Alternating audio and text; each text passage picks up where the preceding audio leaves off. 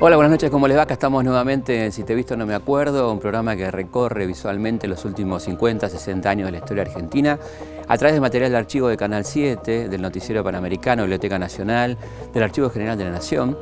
Vamos a recorrer un poco, a hacerlos acordar de algunos momentos, a los más jóvenes mostrarles por primera vez, ¿no?, imágenes de la Argentina de estas últimas décadas. Vamos a comenzar con un momento bastante desagradable de la historia argentina, un momento que definió nuestro futuro, como es la dictadura militar, hablando del civil más poderoso que tuvo la dictadura, representante de los sectores que realmente se beneficiaron ampliamente con ese golpe de Estado sangriento, ese terrorismo de Estado, que es José Alfredo Martínez de Oz. En este caso vamos a ver el último discurso de Martínez de Oz como ministro. Vamos a ir después a analizarlo con Aldo Ferrer en el piso, un verdadero lujo. Así que comenzamos viendo este fragmento del último discurso de Martínez de Oz como ministro. Hemos puesto a la libertad en una valoración superior en todo nuestro esquema. Es decir, consideramos que ella hace a la esencia misma de la existencia del hombre y debe ser ejercida con responsabilidad. De allí deriva el acento que hemos puesto en la libre iniciativa individual, en la importancia de la empresa privada en el esquema productivo del país y en la eliminación de la excesiva estatización o intervención del Estado y regulación de la economía. Esta función subsidiaria del Estado que hemos proclamado no tiene por objeto eliminar al mismo como simple espectador de la acción económica que sucede en la nación, sino dejarlo con la gran función orientadora, la del control superior, pero no como empresario, interviniendo en la gestión diaria, ni reglamentando y ahogando a la iniciativa individual, sino utilizando esos grandes instrumentos o palancas que son las grandes políticas monetaria, fiscal, cambiaria, arancelaria, crediticia, impositiva. Este es el concepto del Estado moderno a nuestro juicio, y con este esquema, con el acento puesto en la importancia de la empresa privada dentro del cuadro de las reglamentaciones generales establecidas por el Estado, creemos que se halla la fórmula para el progreso de nuestro país. En esta etapa que nos ha tocado llevar a cabo la transformación de conceptos que han venido primando en el país en los últimos 30 años casi sin interrupción, una de las labores principales a que nos hemos dedicado ha sido lo que hemos llamado el redimensionamiento del Estado y sus funciones bajo estos mismos conceptos. Ello ha comprendido 5 grandes cursos de acción. El primero es la reducción del déficit del presupuesto nacional y su financiamiento no inflacionario. El segundo, la reducción y la racionalización del gasto público. El tercero, el programa de privatización de las empresas estatales. El cuarto, el reordenamiento y la reprogramación de la inversión pública. Y el quinto, la reforma del sistema impositivo, su actualización, simplificación, modernización y el mejoramiento del aparato de recaudación. Estamos con Aldo Ferrer, un invitado de lujo. Muchas gracias, Aldo, por venir. Por favor, gracias por la invitación. Estábamos viendo esta especie de obra maestra del terror, ¿no? Escuchar a Martínez de Oz. Lo primero que uno lo asombra es cómo este hombre era de la libertad, ¿no? El valor de la libertad, sí. Separando la libertad individual como la libertad empresaria, ¿no? Como si fueran dos cosas diferentes.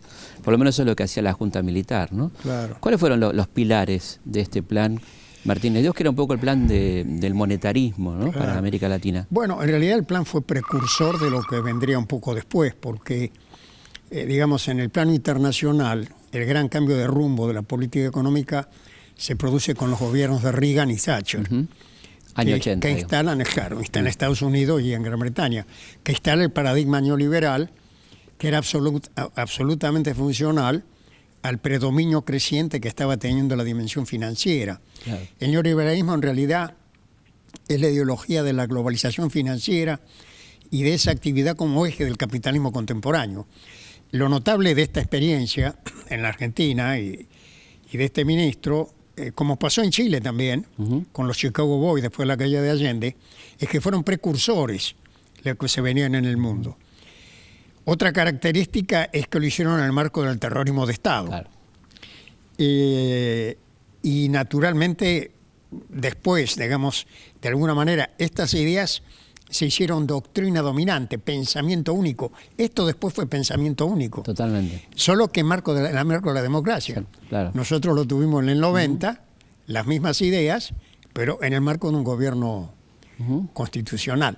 Así que, bueno, estas son algunas de las características de esta... Ahora, llama la atención lo que decía el propio Martínez Dios cuando dice que lograron reducir la participación del Estado de Economía del 35 al 32. Claro. 3 puntos después de todo el desastre que hicieron, ¿no? Claro. ¿Para Además, qué servía ese Estado claro, tan presente todavía, no? No, además hubo un instrumento allí fenomenal que fue absolutamente funcional a la especulación financiera, que fue la desregulación del mercado financiero y la apreciación cambiaria. Claro. La tablita, que estableció un régimen de ajuste cambiario por debajo de la tasa de inflación, fue la época del DM2, donde todo lo que venía de afuera era más barato. Claro. Los argentinos que podían viajar y pudieron viajar en esa época, mucha gente que antes no viajaba, se deslumbraron con este poder adquisitivo que tenía el peso, claro, o el dólar, digamos, comprando pesos en Estados Unidos y en otros lados. La apreciación cambiaria fue el instrumento fundamental de la desindustrialización. Y la garantía de los depósitos, ¿no? Por otra parte. Toda la garantía de depósitos, después la gran crisis bancaria, claro, cuando deciden liquidar a todos los que eran marginales del sistema, porque se había incorporado una cantidad de grupos marginales al núcleo que los barrieron con la reforma bancaria. ¿A qué sectores representaba Martínez Dios? ¿A qué sectores económicos? No, yo creo que representaba una visión, digamos, histórica del país periférico, de Argentina, segmento del mercado mundial, básicamente centrado en la actividad primaria. Detrás de este programa hay una reprimarización, claro, es decir, sacar la industria como elemento perturbador que genera la clase obrera, intereses conflictivos, volver a la Argentina natural. Eso no era nada nuevo, ¿no? Nada nuevo, es la Argentina del campo, digamos la Argentina de la oligarquía, del viejo régimen primario exportador, en las condiciones contemporáneas, porque en definitiva el liberalismo clásico, en cierto sentido fue una ideología productiva, porque estaba ligada a la producción agraria, claro, pero esta fue una ideología de la especulación. Claro. Si yo creo que la diferencia entre el neoliberalismo y el liberalismo es que el liberalismo es una visión de la producción, y este es un instrumento, el neoliberalismo, de la especulación financiera. Y lo que tiene de interesante esta experiencia, vuelvo a insistir, es que es precursora de lo que se vino después. Y desde luego se aplicó en esas condiciones de políticas particulares de la época, ¿no? ¿Por qué Martínez Dios no pudo privatizar en aquel momento? ¿Cómo? ¿Por qué Martínez Dios no pudo privatizar? Bueno, porque los militares eran los que estaban a cargo de las principales empresas públicas y por lo tanto conservaban un espacio de poder muy importante. Y de corrupción. Claro, hasta ahí no pudo llegar. Estamos hablando de YPF, Ferrocarriles Argentinos. Claro, se mantuvo en la esfera pública, cosa que no se hizo en la década del 90. En la década del 90, ya bajo la legitimidad de un gobierno democrático, constitucional, la cosa fue mucho más profunda que acá. Pero otra vez en el marco de la ley. Claro. Y sin represión. ¿Cómo lo vivía usted en ese momento, sabiendo que íbamos al desastre, ¿no? Porque una persona con tanto conocimiento histórico de la economía como usted, ¿cómo lo vivía en ese momento? Bueno, yo creo que uno de los economistas que enfrentó este programa con más virulencia, ¿no? Yo me acuerdo una vez dije una frase que parece que al ministro no le gustó nada. Yo dije, con este programa sobran 20 millones de argentinos. Y recordemos que éramos 25 millones. Sí, claro. No, perdón, no dije 20 millones. Eso lo dije recién. Eso lo dije en la década del 90. Claro. Lo dije sobre la mitad de la población. Claro. Está muy bien. Bueno, 12. Sobre la mitad de la población. Claro. Gracias por la aclaración. Pero así era, porque un país desindustrializado no tiene forma de absorber su mano de obra, ¿no? Así que, yo fui uno de los mayores críticos de esto durante todos esos años. Y sabía que íbamos al desastre, ¿no? Estaba claro. No, era evidente las consecuencias sobre la industria, sobre el empleo, sobre la destrucción del ingreso. sobre el endeudamiento, porque esto culmina crucificando al país en la deuda. Acá empieza un desequilibrio fenomenal. Una deuda absolutamente tomada con toda la intención. Pero ¿no es cierto? desde luego, porque Hablemos realidad, un poco, perdón, porque sí, la gente quizá no recuerde cómo es el mecanismo de toma de deuda de aquel momento, ¿no? ¿Quién tomaba la deuda? ¿Quién ponía la garantía para la deuda? claro, ¿no? Y el negocio, digamos, era conseguir clientes que tomaran deuda. Claro. Y los estados eran clientes muy importantes. Entonces la política era desequilibrar al Estado, desequilibrar el balance de pagos para obtener financiamiento que era prácticamente ilimitado. Claro. Y entonces la política fue absolutamente funcional. La apreciación cambiaria y la destrucción de la competitividad de la industria argentina llevó al desequilibrio, y el desequilibrio es lo que fomentaba la deuda.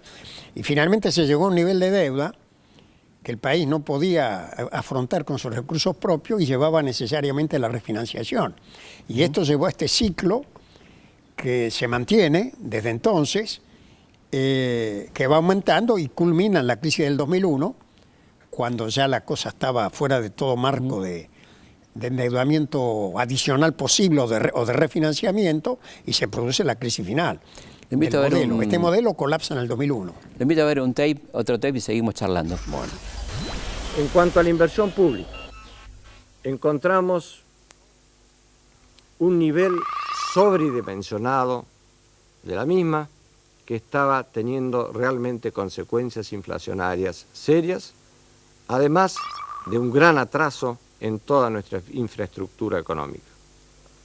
A este respecto, hicimos una reformulación, un reordenamiento, una reprogramación en el tiempo de la misma, y por primera vez en la historia de la Argentina se sancionó un presupuesto decenal de inversión pública que abarca la década de 1980, en el cual se han establecido, por orden de prioridades, con criterios de rentabilidad y teniendo en cuenta todos los factores por sectores y por obras para que esto se haga en forma ordenada y de acuerdo a las posibilidades de financiamiento del país y deje de tener consecuencias inflacionarias por la presión de un excesivo gasto público a través de esta inversión.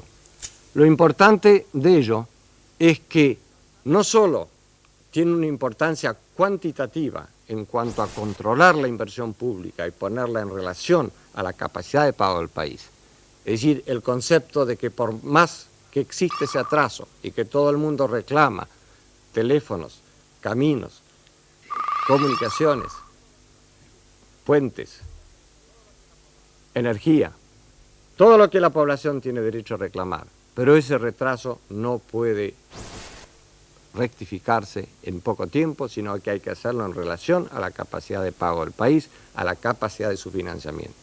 Toda esta acción que estamos llevando a cabo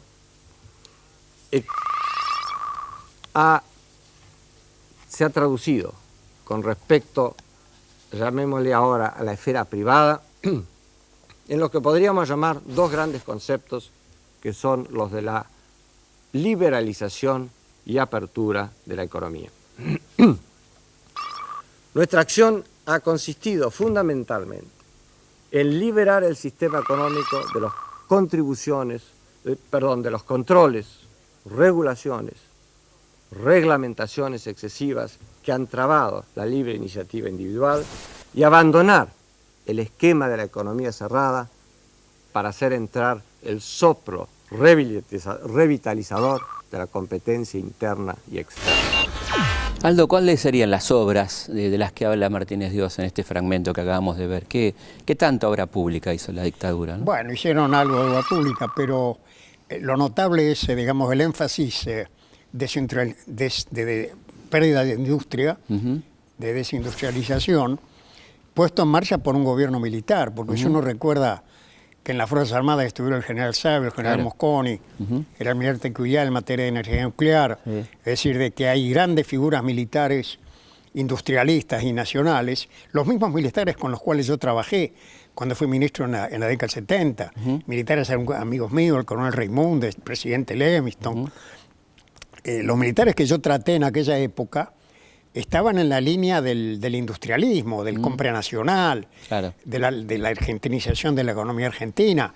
Y es notable cómo se produce este vuelco, porque incluso como concepción militar básica, la defensa descansa en el potencial industrial. Absolutamente. Entonces, que un gobierno militar haya entrado en un proceso de desmantelamiento industrial era un contrasentido extraordinario, que es otra de las características de este proceso que estamos comentando. Y cuando él habla de gasto público, ¿a qué se refiere? A lo que nosotros llamamos inversión social, ¿no? Es decir, todos educación, los gastos, sí, salud. los gastos generales administrativos, los gastos sociales. Pero creo que... Pero en realidad el desequilibrio se mantuvo, fue lo que dio lugar al endeudamiento, porque el endeudamiento fue porque había desequilibrios en el balance de pagos y en el presupuesto. Claro. Además, una economía que se achicaba, naturalmente entraba a profundizar sus desequilibrios, ¿no? otra Así cosa? que, digamos, hay una literatura que es la que expresa el mensaje, Ujú.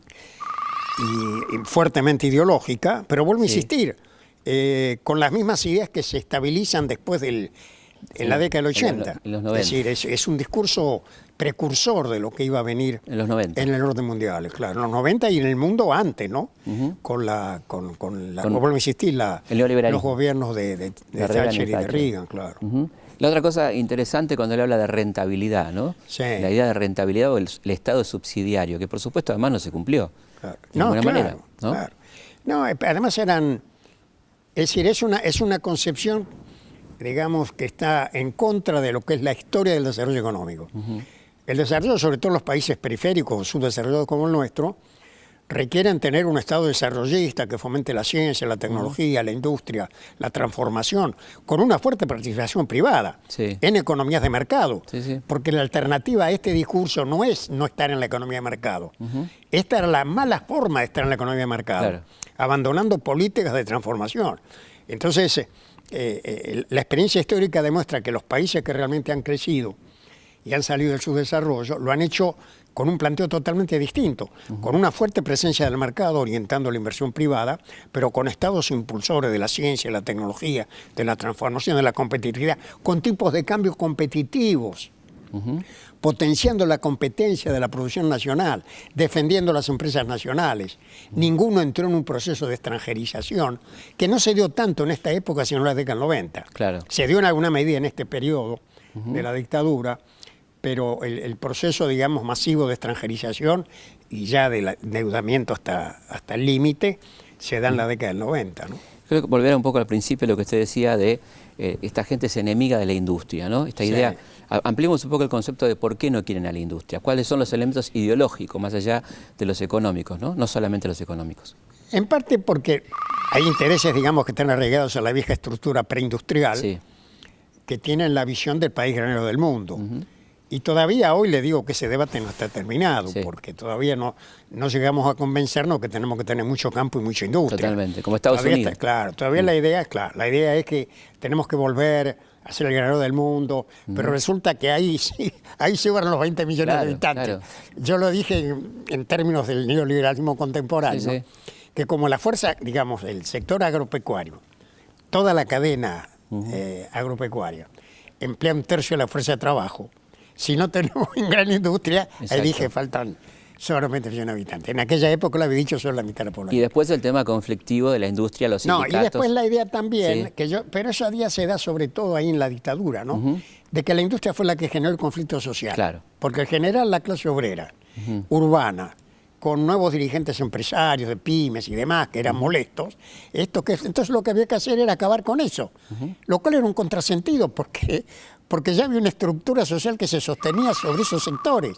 ¿Cómo los iba a sacar del mapa? Era Absolutamente. una locura, es decir, la locura no fue solamente esta. Por supuesto. Y probablemente no fue la peor, hubo peores. Todavía, todas juntas, fue la catástrofe que vivimos, ¿no? Absolutamente.